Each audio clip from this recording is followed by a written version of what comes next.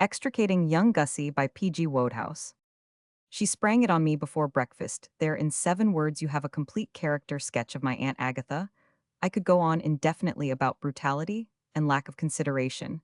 I merely say that she rooted me out of bed. To listen to her painful story, somewhere in the small hours it can't have been 11:30, when Jeeves my man woke me out of the dreamless and broke the news. "Mrs. Gregson to see you, sir." I thought she must be walking in her sleep, but I crawled out of bed and got into a dressing gown. I knew Aunt Agatha well enough to know that if she had come to see me, she was going to see me. That's the sort of woman she is. She was sitting bolt upright in a chair staring into space when I came in. She looked at me in that darn critical way that always makes me feel as if I had gelatine, where my spine ought to be. Aunt Agatha is one of those strong-minded women. I should think Queen Elizabeth must have been something. Like her, she bosses her husband Spencer Gregson, a battered little chappie on the stock exchange. She bosses my cousin Gussie Mannering Phipps. She bosses her sister-in-law Gussie's mother, and worst of all, she bosses me. She has an eye like a manating fish, and she has got moral suasion down to a fine point. I dare say there are fellows in the world, men of blood and iron, don't you know, and all that sort of thing, whom she couldn't intimidate. But if you're a chappie like me, fond of a quiet life, you simply curl into a ball when you see her coming and hope for the best. My experience is that when Aunt Agatha wants you to do a thing, you do it, or else you find yourself wondering why those fellows in the olden days made such a fuss when they had trouble with the Spanish Inquisition. "Hello, Aunt Agatha," I said. "Bertie," she said, "you look a sight, you look perfectly dissipated." I was feeling like a badly wrapped brown paper parcel. I am never at my best in the early morning. I said so. Early morning, I had breakfast 3 hours ago, and have been walking in the park ever since, trying to compose my thoughts. If I ever breakfasted at 8:30, I should walk on the embankment, trying to end it all in a watery grave. I am extremely worried, Bertie, that is why I have come to you. And then I saw she was going to start something, and I bleated weakly to Jeeves to bring me tea, but she had begun before I could get it. "What are your immediate plans, Bertie?"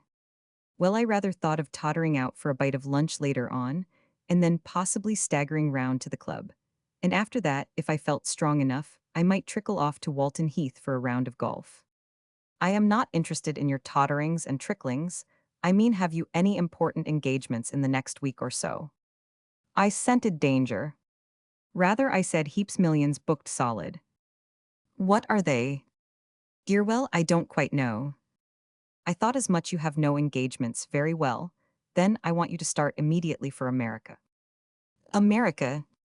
Do not lose sight of the fact that all this was taking place on an empty stomach, shortly after the rising of the lark. "Yes, America. I suppose even you have heard of America." "But why America?" "Because that is where your cousin Gussie is. He is in New York, and I can't get at him." "What's Gussie been doing?" "Gussie is making a perfect idiot of himself." To one who knew young Gussie as well as I, did the words opened up a wide field for speculation. "In what way?" "He has lost his head over a creature." On past performances this rang true. Ever since he arrived at man's estate, Gussie had been losing his head over creatures. He's that sort of chap. But as the creatures never seemed to lose their heads over him, it had never amounted to much. "I imagine you know perfectly well why Gussie went to America, Bertie. You know how wickedly extravagant your Uncle Cuthbert was." She alluded to Gussie's governor, the late head of the family, and I am bound to say she spoke the truth. Nobody was fonder of old Uncle Cuthbert than I was, but everybody knows that, where money was concerned, he was the most complete chump in the annals of the nation. He had an expensive thirst. He never backed a horse that didn't get housemaid's knee in the middle of the race. He had a system of beating the bank at Monte Carlo, which used to make the administration hang out the bunting and ring the joy bells when he was sighted in the offing. Take him for all in all, dear old Uncle Cuthbert was as willing a spender as ever called the family lawyer a blood-sucking vampire, because he wouldn't let Uncle Cuthbert cut down the timber to raise another 1,000. He left your Aunt Julia very little money for a woman in her position. Beechwood requires a great deal of keeping up, and poor dear Spencer, though he does his best to help, has not unlimited resources. It was clearly understood why Gussie went to America.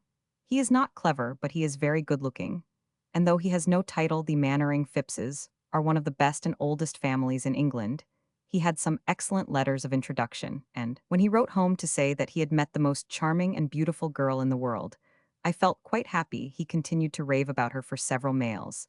And then this morning, a letter has come from him, in which he says quite casually, as a sort of afterthought, that he knows we are broad-minded enough not to think any the worse of her because she is on the vaudeville stage.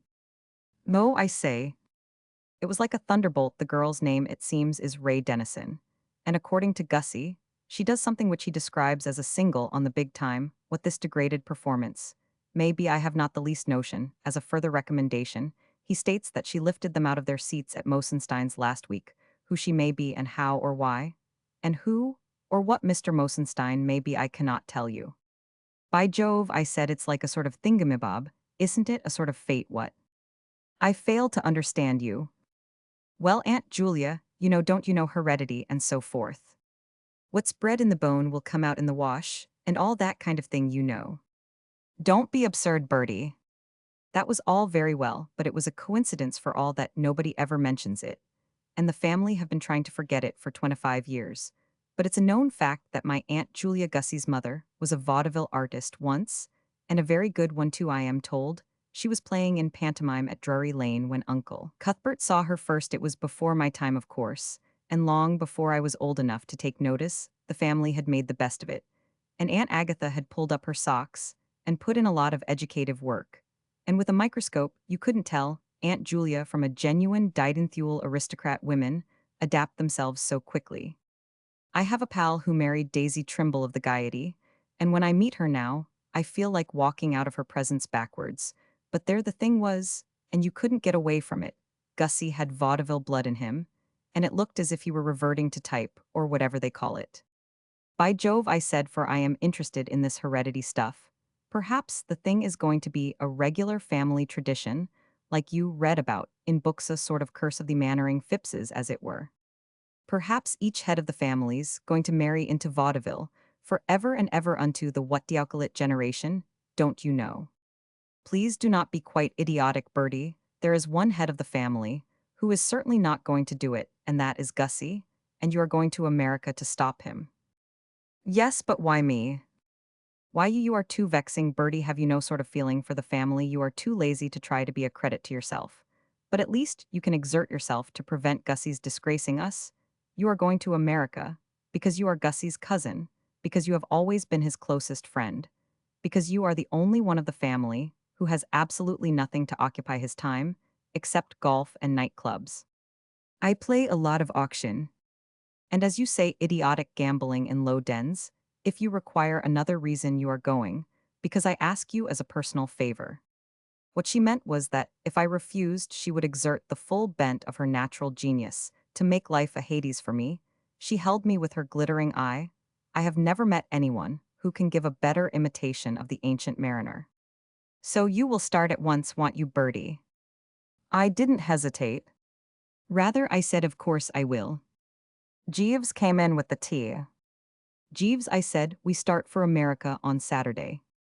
Very good, sir, he said. Which suit will you wear? New York is a large city, conveniently situated on the edge of America, so that you step off the liner right onto it. Without an effort, you can't lose your way. You go out of a barn, and down some stairs, and there you are right in among it. The only possible objection any reasonable chappie could find to the place is that they loose you into it from the boat at such an ungodly hour. I left Jeeves to get my baggage safely past an aggregation of suspicious-minded pirates who were digging for buried treasures among my new shirts, and drove to Gussie's hotel, where I requested the squad of gentlemanly clerks behind the desk to produce him. That's where I got my first shock. He wasn't there. I pleaded with them to think again, and they thought again. But it was no good. No Augustus Mannering Phipps on the premises. I admit I was hard hit there. I was alone in a strange city, and no signs of Gussie. What was the next step? I am never one of the masterminds in the early morning. The old bean doesn't somehow seem to get into its stride till pretty late in the Pyroman 1000s, and I couldn't think what to do. However, some instinct took me through a door at the back of the lobby, and I found myself in a large room with an enormous picture stretching across the whole of one wall, and under the picture, a counter, and behind the counter divers chappies in white serving drinks. They have barmen, don't you know, in New York, not barmaids. Rum idea. I put myself unreservedly into the hands of one of the white chappies. He was a friendly soul, and I told him the whole state of affairs. I asked him what he thought would meet the case. He said that in a situation of that sort, he usually prescribed a lightning, whizzer an invention of his own. He said this was what rabbits trained on when they were matched against grizzly bears, and there was only one instance on record of the bear having lasted 3 rounds, so I tried a couple. And by Jove, the man was perfectly right. As I drained the second, a great load seemed to fall from my heart, and I went out in quite a braced way to have a look at the city. I was surprised to find the streets quite full. People were bustling along as if it were some reasonable hour, and not the gray dawn in the tramcars. They were absolutely standing on each other's necks going to business or something. I take it wonderful Johnnies. The odd part of it was that, after the first shock of seeing all this frightful energy, the thing didn't seem so strange. I've spoken to fellows since who have been to New York, and they tell me they found it just the same. Apparently, there's something in the air, either the ozone or the phosphates, or something which makes you sit up and take notice, a kind of zip, as it were a sort of bally freedom, if you know what I mean, that gets into your blood and bucks you up and makes you feel that God's in his heaven all's right with the world. And you don't care if you've got odd socks on. I can't express it better than by saying that the thought uppermost in my mind, as I walked about the place they call Times Square, was that there were 3,000 miles of deep water between me and my Aunt Agatha. It's a funny thing about looking for things. If you hunt for a needle in a haystack, you don't find it if you don't give a darn whether you ever see the needle or not. It runs into you the first time you lean against the stack. By the time I had strolled up and down once or twice, seeing the sights and letting the white chappie's corrective permeate my system, I was feeling that I wouldn't care if Gussie and I never met again, and I am dashed if I didn't suddenly catch sight of the old lad, as large as life, just turning in at a doorway down the street. I called after him, but he didn't hear me, so I legged it in pursuit and caught him going into an office on the first floor. The name on the door was Abe Reespeter, vaudeville agent, and from the other side of the door came the sound of many voices. He turned and stared at me. "Bertie, what on earth are you doing? Where have you sprung from? When did you arrive?" "Landed this morning. I went round to your hotel, but they said you weren't there. They had never heard of you." "I've changed my name. I call myself George Wilson." "Why on earth?" "Well, you try calling yourself Augustus Mannering Phipps over here, and see how it strikes you. You feel a perfect ass. I don't know what it is about America, but the broad fact is that it's not a place where you can call yourself Augustus Mannering Phipps. And there's another reason. I'll tell you later, Bertie. I've fallen in love with the dearest girl in the world." The poor old nut looked at me in such a deuced cat-like way, standing with his mouth open waiting to be congratulated, that I simply hadn't the heart to tell him that I knew all about that already and had come over to the country for the express purpose of laying him a stymie. So I congratulated him. "Thanks awfully, old man," he said. "It's a bit premature, but I fancy it's going to be all right. Come along in here, and I'll tell you about it." "What do you want in this place? It looks a rummy spot." "Oh, that's part of the story. I'll tell you the whole thing." We opened the door marked waiting room. I never saw such a crowded place in my life. The room was packed till the walls bulged. Gussie explained. "Prose," he said, "musical artistes, waiting to see old Abe Reespeter. This is September, the first vaudeville's opening day, the early fall," said Gussie, who is a bit of a poet in his way. "Is vaudeville's springtime all over the country, as August wanes sparkling. Comedians burst into bloom, the sap stirs in the veins of tramp cyclists, and last year's contortionists, waking from their summer sleep, tie themselves tentatively into knots. What I mean is, this is the beginning of the new season, and everybody's out hunting for bookings." "But what do you want here?" "Oh, I've just got to see Abe about something. If you see a fat man with about 57 chins come out of that door, there grab him, for that'll be Abe. He's one of those fellows who advertise each step up they take in the world by growing another chin. I am told that way back in the 90s, he only had two. If you do grab Abe, remember that he knows me as George Wilson." "You said that you were going to explain that George Wilson business to me, Gussie, old man." "Well, it's this way." At this juncture, dear, old Gussie broke off short, rose from his seat, and sprang with indescribable vim at an extraordinarily stout chappie who had suddenly appeared. There was the deuce of a rush for him, but Gussie had got away to a good start, and the rest of the singers, dancers, jugglers, acrobats, and refined sketch teams seemed to recognize that he had won the trick, for they ebbed back into their places again, and Gussie and I went into the inner room. Mr. Riespiter lit a cigar and looked at us solemnly over his zerba of chins. Now let me tell you something, he said to Gussie. You listen to me. Gussie registered respectful attention. Mr. Riespiter mused for a moment and shelled the cuspidor with indirect fire over the edge of the desk. Listen to me, he said again. I seen you rehearse as I promised Miss Dennison. I would you ain't bad for an amateur, you got a lot to learn. But it's in you what it comes to is that I can fix you up in the four-a-day. If y'all take 35 per, I can't do better than that, and I wouldn't have done that. If the little lady hadn't have kept after me, take it, or leave it, what do you say? I'll take it, said Gussie huskily, thank you. In the passage outside, Gussie gurgled with joy and slapped me on the back. Birdie, old man, it's all right, I am the happiest man in New York. Now what? Well, you see, as I was telling you, when Abe came in, Ray's father used to be in the profession. He was before our time, but I remember hearing about him. Joe Danby? He used to be well known in London before he came over to America. Well, he's a fine old boy, but as obstinate as a mule, and he didn't like the idea of Ray marrying me because I wasn't in the profession, wouldn't hear of it. Well, you remember at Oxford, I could always sing a song pretty well, so Ray got hold of old Riespiter and made him promise to come and hear me rehearse and get me bookings if he liked my work. She stands high with him. She coached me for weeks, the darling. And now, as you heard him say, he's booked me in the small time at $35 a week. I steadied myself against the wall. The effects of the restoratives supplied by my pal at the hotel bar were beginning to work off, and I felt a little weak through a sort of mist. I seemed to have a vision of Aunt Agatha hearing that the head of the Mannering Phippses was about to appear on the vaudeville stage. Aunt Agatha's worship of the family name amounts to an obsession the Mannering Phippses were in. Old established clan, when William, the Conqueror, was a small boy, going round with bare legs, and a catapult. For centuries they have called kings by their first names, and helped dukes with their weekly rent. And there's practically nothing a Mannering Phipps can do that doesn't blot his escutcheon, so what Aunt Agatha would say beyond saying that it was all my fault when she learned the horrid news, it was beyond me to imagine. Come back to the hotel, Gussie. I said there's a sportsman there who mixes things he calls lightning whizzers. Something tells me I need one now, and excuse me for 1 minute, Gussie. I want to send a cable. It was clear to me by now that Aunt Agatha had picked the wrong man for this job of disentangling Gussie from the clutches of the American vaudeville profession. What I needed was reinforcements. For a moment, I thought of cabling Aunt Agatha to come over, but reason told me that this would be overdoing it. I wanted assistance, but not so badly as that I hit what seemed to me the happy mean. I cabled to Gussie's mother and made it urgent. What were you cabling about? Asked Gussie later. Oh, just to say I had arrived safely, and all that sort of tosh, I answered. Gussie opened his vaudeville career on the following Monday at a rummy sort of place uptown, where they had moving pictures some of the time.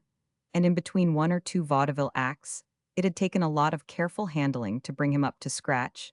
He seemed to take my sympathy and assistance for granted, and I couldn't let him down. My only hope, which grew as I listened to him rehearsing, was that he would be such a frightful frost at his first appearance that he would never dare to perform again.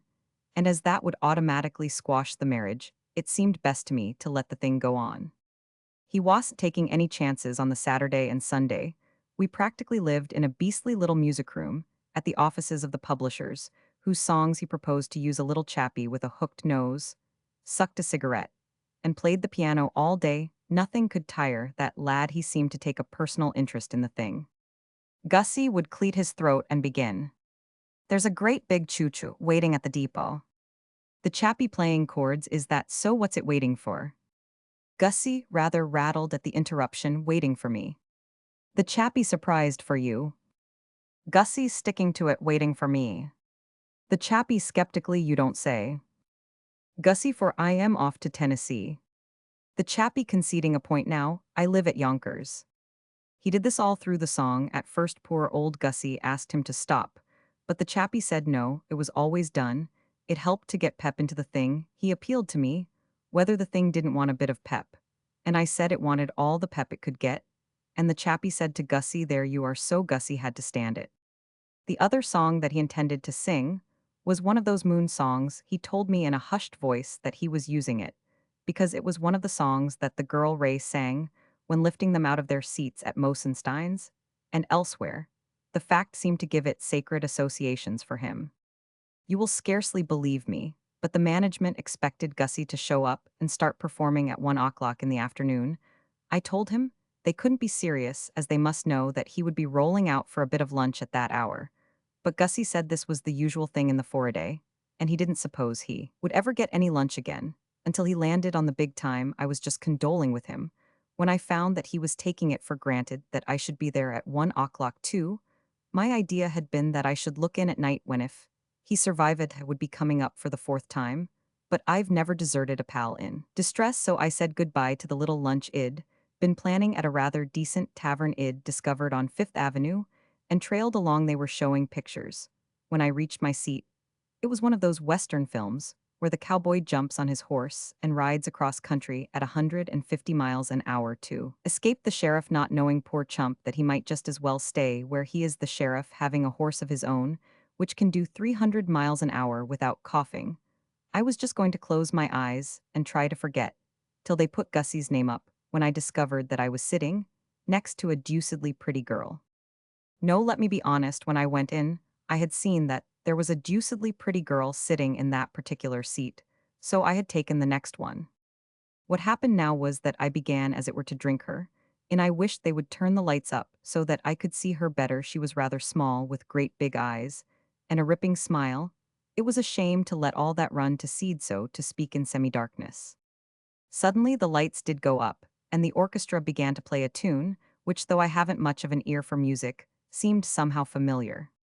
The next instant out pranced old Gussie from the wings, in a purple frock coat, and a brown top hat, grinned feebly at the audience, tripped over his feet, blushed, and began to sing the Tennessee song. It was rotten. The poor nut had got stage fright so badly that it practically eliminated his voice. He sounded like some far-off echo of the past, yodeling through a woolen blanket. For the first time since I had heard that he was about to go into vaudeville, I felt a faint hope creeping over me. I was sorry for the wretched chap, of course. But there was no denying that the thing had its bright side. No management on earth would go on paying $35 a week for this sort of performance. This was going to be Gussie's first, and only he would have to leave the profession. The old boy would say, "Unhand my daughter." And with decent luck, I saw myself leading Gussie on to the next England-bound liner and handing him over intact to Aunt Agatha. He got through the song somehow and limped off amidst roars of silence from the audience. There was a brief respite, then out he came again. He sang this time as if nobody loved him as a song. It was not a very pathetic song, being all about coons spooning in June under the moon, and so on and so forth. But Gussie handled it in such a sad, crushed way that there was genuine anguish in every line. By the time he reached the refrain, I was nearly in tears. It seemed such a rotten sort of world with all that kind of thing going on in it. He started the refrain, and then the most frightful thing happened. The girl next to me got up in her seat, chucked her head back, and began to sing too. I say too, but it wasn't really too, because her first note stopped Gussie dead, as if he had been poleaxed. I never felt so bally conspicuous in my life. I huddled down in my seat and wished I could turn my collar up. Everybody seemed to be looking at me. In the midst of my agony, I caught sight of Gussie. A complete change had taken place in the old lad. He was looking most frightfully bucked. I must say the girl was singing most awfully well, and it seemed to act on Gussie like a tonic. When she came to the end of the refrain, he took it up and they sang it together.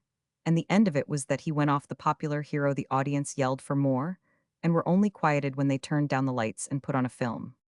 When I had recovered, I tottered round to see Gussie. I found him sitting on a box behind the stage, looking like one who had seen visions. "Isn't she a wonder, Bertie?" he said devoutly. "I hadn't a notion she was going to be there. She's playing at the auditorium this week, and she can only just have had time to get back to her matinee. She risked being late just to come and see me through. She's my good angel, Bertie. She saved me. If she hadn't helped me out, I don't know what would have happened. I was so nervous. I didn't know what I was doing. Now that I've got through the first show, I shall be all right."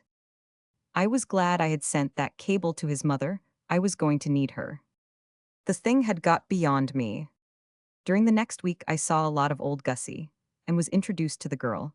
I also met her father, a formidable old boy with quick eyebrows and a sort of determined expression. On the following Wednesday, Aunt Julia arrived. Mrs. Mannering Phipps, my Aunt Julia, is, I think, the most dignified person I know. She lacks Aunt Agatha's punch. but in a quiet way she has always contrived to make me feel from boyhood up that I was a poor worm, not that she harries me like Aunt Agatha. The difference between the two is that Aunt Agatha conveys the impression that she considers me personally responsible for all the sin and sorrow in the world, while Aunt Julia's manner seems to suggest that I am more to be pitied than censured. If it wasn't that the thing was a matter of historical fact, I should be inclined to believe that Aunt Julia had never been on the vaudeville stage. She is like a stage duchess. She always seems to me to be in a perpetual state of being about to desire the butler to instruct the head footman to serve lunch in the blue room overlooking the West Terrace. She exudes dignity. Yet 25 years ago, so I've been told by old boys who were lads about town in those days, she was knocking them cold at the Tivoli in a double act called Fun in a Tea Shop in which she wore tights, and sang a song with a chorus that began Rumptitiddlyumpty. There are some things a chappie's mind absolutely refuses to picture, and Aunt Julia singing Rumptitiddlyumpty is one of them. She got straight to the point within 5 minutes of our meeting. "What is this about, Gussie? Why did you cable for me, Bertie?" "It's rather a long story," I said, "and complicated. If you don't mind, I'll let you have it in a series of motion pictures. Suppose we look in at the auditorium for a few minutes." The girl Ray had been re-engaged for a second week at the auditorium. Owing to the big success of her first week, her act consisted of 3 songs. She did herself well in the matter of costume and scenery. She had a ripping voice. She looked most awfully pretty, and altogether the act was broadly speaking a pippin. Aunt Julia didn't speak till we were in our seats, then she gave a sort of sigh. "It's 25 years since I was in a music hall." She didn't say any more but sat there with her eyes glued on the stage. After about half an hour, the Johnnies who work the card index system at the side of the stage put up the name of Ray Dennison, and there was a good deal of applause. "Watch this act, Aunt Julia," I said. She didn't seem to hear me. "25 years, what did you say, Bertie? Watch this act and tell me what you think of it." "Who is it, Ray O?" "Exhibit A," I said. "The girl Gussie's engaged to." The girl did her act and the house rose at her. They didn't want to let her go. She had to come back again and again. When she had finally disappeared, I turned to Aunt Julia. "Well," I said, "I like her work. She's an artist. We will now, if you don't mind, step a goodish way uptown." And we took the subway to where Gussie, the human film, was earning his third of 5 per. As luck would have it, we hadn't been in the place 10 minutes when out he came. "Exhibit B," I said. "Gussie." I don't quite know what I had expected her to do, but I certainly didn't expect her to sit there without a word. She did not move a muscle, but just stared at Gussie as he drooled on about the moon. I was sorry for the woman, for it must have been a shock to her to see her only son in a mauve frock coat and a brown top hat. But I thought it best to let her get a stranglehold on the intricacies of the situation as quickly as possible. If I had tried to explain the affair without the aid of illustrations, I should have talked all day and left her muddled up as to who was going to marry whom and why. I was astonished at the improvement in dear old Gussie. He had got back his voice and was putting the stuff over well. It reminded me of the night at Oxford, when then, but a lad of 18, he sang, "Let's all go down the Strand," after a bump supper, standing the while up to his knees in the college fountain. He was putting just the same zip into the thing now. When he had gone off, Aunt Julia sat perfectly still for a long time, and then she turned to me. Her eyes shone queerly. "What does this mean, Bertie?" She spoke quite quietly, but her voice shook a bit. "Gussie went into the business," I said, "because the girl's father wouldn't let him marry her, unless he Roman 999. If you feel up to it, perhaps you wouldn't mind tottering round to 133rd Street and having a chat with him. He's an old boy with eyebrows, and he's Exhibit C on my list. When I've put you in touch with him, I rather fancy my share of the business is concluded, and it's up to you." The Danbys lived in one of those big apartments uptown, which look as if they cost the earth, and really cost about half as much as a hallroom down in the 40s. We were shown into the sitting room, and presently old Danby came in. "Good afternoon, Mr. Danby," I began. I had got as far as that when there was a kind of gasping cry at my elbow. "Joe!" cried Aunt Julia, and staggered against the sofa. For a moment old Danby stared at her, and then his mouth fell open and his eyebrows shot up like rockets. "Julie!" And then they had got hold of each other's hands, and were shaking them, till I wondered their arms didn't come unscrewed. I'm not equal to this sort of thing at such short notice. The change in Aunt Julia made me feel quite dizzy. She had shed her grande dame manner completely, and was blushing and smiling. I don't like to say such things of any aunt of mine, or I would go further and put it on record that she was giggling, and old Danby, who usually looked like a cross between a Roman emperor and Napoleon Bonaparte in a bad temper, was behaving like a small boy. Joe? Julie? Dear old Joe, fancy meeting you again. Wherever have you come from, Julie? Well, I didn't know what it was all about, but I felt a bit out of it. I butted in. Aunt Julia wants to have a talk with you, Mr. Danby. I knew you in a second, Joe. It's 25 years since I saw you, kid, and you don't look a day older. Oh, Joe, I am an old woman. What are you doing over here? I suppose old Danby's cheerfulness waned a trifle. I suppose your husband is with you. My husband died a long, long while ago, Joe. Old Danby shook his head. You never ought to have married out of the profession, Julie. I am not saying a word against the laity. Can't remember his name. Never could, but you shouldn't have done it, an artist like you. Shall I ever forget the way you used to knock them, with rumptitiddlyumptier? Ah, how wonderful you were in that act, Joe. Aunt Julia sighed. Do you remember the backfall you used to do down the steps? I always have said that you did the best backfall in the profession. I couldn't do it now. Do you remember how we put it across at the Canterbury, Joe? Think of it. The Canterbury's a moving picture house now, and the old mogul runs French reviews. I am glad I am not there to see them. Joe, tell me, why did you leave England? Well, I wanted a change. No, I'll tell you the truth, kid. I wanted you, Julie. You went off and married that whatever, that stageador Johnny's name was, and it broke me all up. Aunt Julia was staring at him. She is what they call a well-preserved woman. It's easy to see that 25 years ago, she must have been something quite extraordinary to look at even now. She's almost beautiful. She has very large brown eyes, a mass of soft gray hair, and the complexion of a girl of 17. Joe, you aren't going to tell me you were fond of me yourself. Of course I was fond of you. Why did I let you have all the fat and fun in a tea shop? Why did I hang about upstage while you sang rumptitiddlyumptier? Do you remember my giving you a bag of buns when we were on the road at Bristol? Yes, but do you remember my giving you the ham sandwiches at Portsmouth? Joe, do you remember my giving you a seed cake at Birmingham? What did you think all that meant, if not that I loved you? Why, I was working up by degrees to telling you straight out when you suddenly went off and married that cane-sucking dude. That's why I wouldn't let my daughter marry this young chap Wilson, unless he went into the profession. She's an artist. She certainly is, Joe. You've seen her where? At the auditorium just now. But Joe, you mustn't stand in the way of her marrying the man she's in love with. He's an artist too. In the small time. You were in the small time once, Joe. You mustn't look down on him, because he's a beginner. I know you feel that your daughter is marrying beneath her, but how on earth do you know anything about young Wilson? He's my son. Your son? Yes, Joe, and I've just been watching him work. Oh, Joe, you can't think how proud I was of him. He's got it in him. It's fate. He's my son and he's in the profession. Joe, you don't know what I've been through for his sake. They made a lady of me. I never worked so hard in my life as I did to become a real lady. They kept telling me I had got to put it across, no matter what it cost, so that he wouldn't be ashamed of me. The study was something terrible. I had to watch myself every minute for years, and I never knew when I might fluff my lines or fall down on some bit of business. But I did it because I didn't want him to be ashamed of me, though all the time I was just aching to be back where I belonged. Old Danby made a jump at her and took her by the shoulders. Come back where you belong, Julie, he cried. Your husband's dead, your son's a pro. Come back. It's 25 years ago, but I haven't changed. I want you still. I've always wanted you. You've got to come back, kid, where you belong. Aunt Julia gave a sort of gulp and looked at him. Joe, she said, in a kind of whisper. You're here, kid, said old Danby huskily. You've come back. 25 years you've come back, and you're going to stay. She pitched forward into his arms, and he caught her. Oh, Joe, Joe, Joe, she said, hold me, don't let me go, take care of me. And I edged for the door and slipped from the room. I felt weak. The old bean will stand a certain amount.